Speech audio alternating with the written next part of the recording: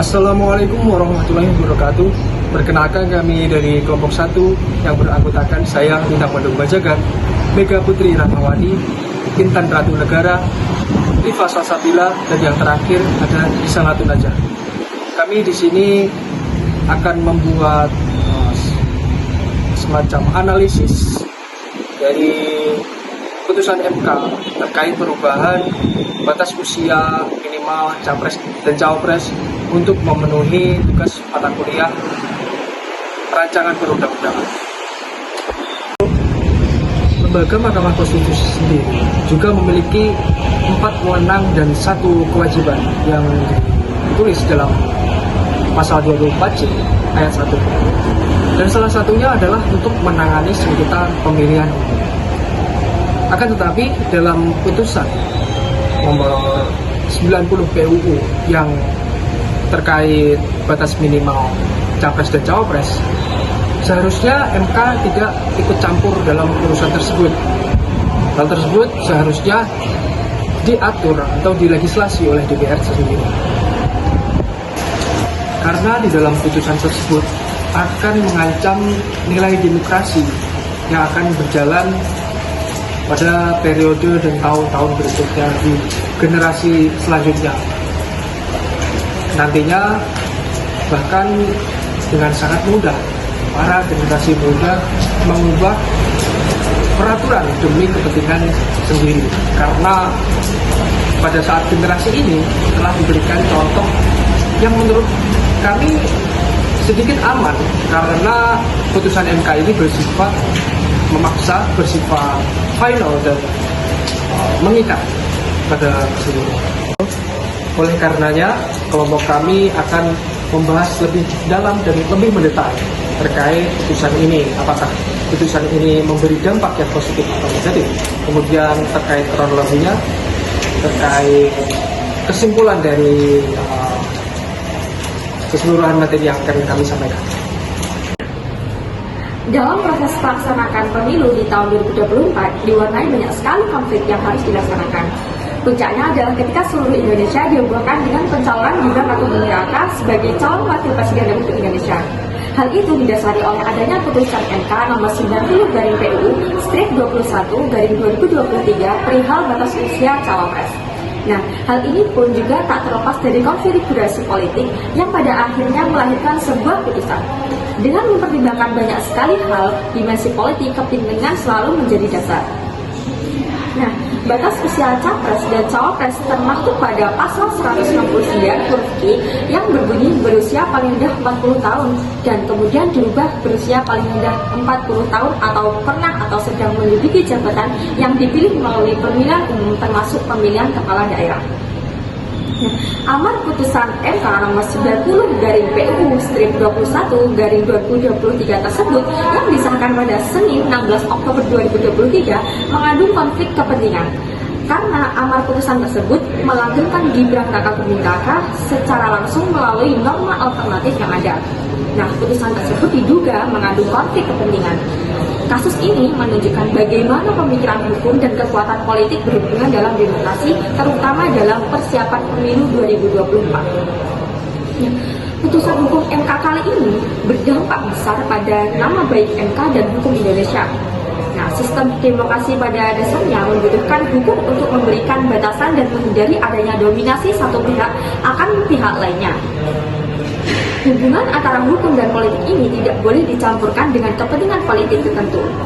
Persoalan putusan MK mengenai batas usia capres dan cawapres tidak hanya berdampak pada pemilu tahun depan, dan nantinya akan banyak pihak yang beranggapan bahwa konstitusi dapat dikuasai oleh politik.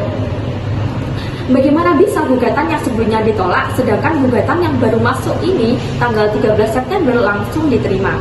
Ada lagi soal pelibatan Ketua MK. Sejak awal ia bilang ia tidak ingin mengambil keputusan karena ada konflik kepentingan, tapi untuk putusan ini dia terlibat. Nah, ketika demokrasi ditunggu, penegakan hukum yang penting dalam demokrasi itu diganggu. Kedua, ketika esensi demokrasi ini dicegah. Terkait putusan MK nomor 90 PUU tersebut, itu berimplikasi kepada Gibran Rakabuming Raka selaku anak sulung dari Presiden Joko Widodo. Hal ini kemudian cukup menarik karena putusan tersebut memiliki dampak kegonjangan politik yang cukup besar. Dampak dari putusan ini itu menurunkan integritas dari Mahkamah Konstitusi itu sendiri, karena Mahkamah Konstitusi itu dinilai melanggar norma-norma hukum dan melanggar asas-asas hukum. Berbagai pandangan negatif terhadap Mahkamah Konstitusi itu muncul signifikan. Mahkamah Konstitusi dianggap merusak demokrasi, merusak tatanan demokrasi yang ada di Indonesia. Hal ini kemudian menimbulkan berbagai pertanyaan.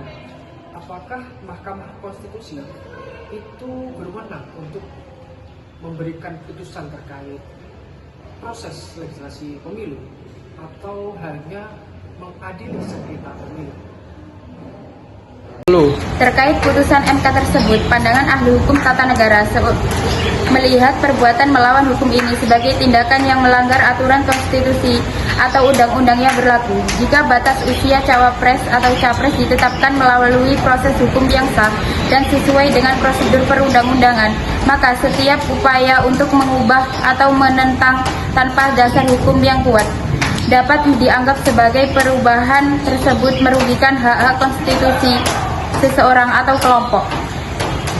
Pandangan politisi atau tokoh masyarakat. Pandangan politisi atau tokoh masyarakat melihat perbuatan melawan hukum ini dari sudut pandang politik. Jika perubahan batas usia capres-cawapres dianggap sebagai cara untuk membatasi atau mempromosikan kandidat tertentu, mereka mungkin akan mengkritiknya sebagai perbuatan melawan prinsip demokrasi dan keadilan. Mereka mungkin menilai bahwa setiap perubahan terkait batas usia atau melalui masyarakat atau konsultasi publik yang luas. Pandangan masyarakat umum. Pandangan masyarakat umum sebagai tindakan yang tidak sesuai dengan norma keadilan, terutama jika mereka merasa bahwa keputusan tersebut tidak transparan atau tidak mencerminkan aspirasi publik. Mereka mungkin menganggap bahwa penetapan batas usia capres-cawapres seharusnya berdasarkan kepentingan nasional dan bukan untuk kepentingan kelompok tertentu. Jika ada pihak yang menilai bahwa penetapan batas usia capres-cawapres dilakukan secara tidak sah, maka mereka bisa menempuh jalur hukum dengan mengajukan gugatan ke pengadilan, termasuk Mahkamah Konstitusi di Indonesia, untuk menilai konstitusionalisme keputusan tersebut. Menurut putusan MK nomor 104/PUU 21/2023 telah membawa perubahan dalam penafsiran dan penerapan batas usia minimum kandidat presiden dan kandidat wakil presiden yang berimplikasi signifikan terhadap pemilu selanjutnya. Yang pertama yaitu perubahan tafsir batas usia minimal. Sebelumnya usia minimal untuk mencalonkan diri sebagai presiden atau wakil presiden adalah 40 tahun. Namun keputusan ini mengubah tafsiran ini dengan memungkinkan orang di bawah usia 40 tahun yang pernah atau sedang menjabat sebagai kepala daerah untuk mencalonkan diri. Yang kedua yaitu pengaruh pada pemilu 2024. Dengan keputusan ini, kandidat yang berusia minimal 40 tahun atau mereka yang pernah atau saat ini memegang posisi terpilih termasuk pilkada bisa berpartisipasi kepada pemilihan 2024. Yang ketiga, kritik dan kontroversi. Ada kritik dan kontroversi terhadap keputusan ini, meskipun banyak orang pendukungnya. Keputusan ini dikritik oleh beberapa pihak karena dianggap memilih-milih jurisprudensi dan menafsirkan kebijakan hukum yang terbuka, yang dianggap mengancam kelembagaan dan legitimasi MK. Yang keempat, pengaruh terhadap kasus lainnya. Keputusan ini dibuat dalam konteks beberapa perkara terkait seperti perkara nomor 29/PUU 21/2023, nomor 51/PUU 21/2023 dan nomor 55/PUU 21/2023 yang diajukan oleh sejumlah kepada daerah terkait batas usia dan ditolak. Selama 5 tahun terakhir, tren judisialisasi politik atau politisasi MK sangat terlihat. Dari berbagai produk hukum yang dikeluarkan sangat erat kaitannya dengan peran badan kehakiman yang syarat akan kepentingan politik seperti UU KPK, UU Cipta Kerja, UU IKN, UU Minerba, hingga yang paling baru yaitu putusan minimal batas usia pada Cawapres dan Capres, putusan MK terkait batas usia Cawapres tahun 2024 merupakan putusan peradilan yang politis dan syarat kepentingan karena substansi materi undang-undang yang dikaji dengan cepat dengan minim konsultasi sesama hakim maupun kepada publik, dan konflik kepentingan yang melibatkan Anwar Usman sebagai Ketua MPK dan keluarga Presiden. Berbagai dinamika politik yang terjadi pada MK sebagai badan kehakiman menimbulkan rasa tidak kepercayaan publik, meningkatkan diiringi dengan kritikan tajam pada institusi kehakiman tersebut. Hal ini tentu harus diatasi oleh MK sebab menurunkan tingkat kepercayaan pada lembaga akan mengurangi legitimasi dan pekerjaan-pekerjaan atau kewenangan yang melekat pada MK. Seperti dalam hal pemutusan perkara undang-undang, hal tersebut dapat dipertimbangkan untuk mengembalikan kepercayaan masyarakat pada pengadilan, yaitu yang pertama, MK konsisten melaksanakan 2 progres, terutama keadilan prosedural. Kedua, berkaitan dengan publicity, di mana masyarakat ataupun publik terlibat mengenai perdebatan mengenai cabang kekuasaan kehakiman, walau tidak sampai masuk pada pokok perkara yang dapat mempengaruhi cabang kekuasaan kehakiman yang independen. Dan ketiga, dalam kaitan dengan reasoning atau penalaran yang diperlihatkan atau dibuat oleh masing-masing hakim konstitusi dalam putusan-putusannya. Jadi kesimpulannya, dalam proses pelaksanaan pemilu di tahun 2024 ini, diwarnai banyak sekali konflik yang harus dilaksanakan. Hal ini pun juga tak terlepas dari konfigurasi politik yang pada akhirnya melahirkan sebuah putusan. Amar putusan MK yang mengandung konflik kepentingan tersebut melanggengkan Gibran Rakabuming Raka secara langsung melalui norma alternatif yang ada. Putusan tersebut diduga mengandung konflik kepentingan. Bagaimana bisa gugatan yang sebelumnya ditolak, sedangkan gugatan yang baru masuk ini langsung diterima? Ketika demokrasi diganggu, penegakan hukum yang ada juga ikut terganggu. Dalam putusan tersebut, telah membawa perubahan dalam penafsiran dan penerapan batas usia minimum kandidat presiden dan wakil presiden. Berikut ini adalah beberapa hal penting yang telah terjadi jika putusan tersebut masih berlaku. Yang pertama, perubahan tafsir batas usia minimal. Pengaruh pada pemilu 2024. Selanjutnya, kritik dan kontroversi. Yang terakhir adalah pengaruh terhadap kasus lainnya. Perbuatan melawan hukum atas keputusan penetapan batas usia calon presiden dan wakil presiden dapat dipandang dari berbagai sudut pandang, tergantung pada siapa yang menilainya.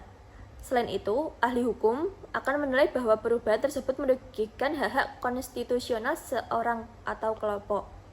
Pandangan politisi atau tokoh masyarakat, seorang politisi atau tokoh masyarakat mungkin akan melihat perbuatan melawan hukum ini dari sudut pandang politik. Mereka mungkin akan menilai bahwa setiap perubahan terkait batas usia harus melalui musyawarah dan konsultasi publik yang luas. Pandangan masyarakat umum, yaitu masyarakat umum mungkin akan melihat perubahan melawan hukum ini sebagai tindakan yang tidak sesuai dengan norma keadilan, terutama jika mereka merasa bahwa putusan tersebut tidak transparan atau tidak mencerminkan aspirasi publik. Bisa dikatakan lain dengan kepentingan pribadi ataupun kelompok.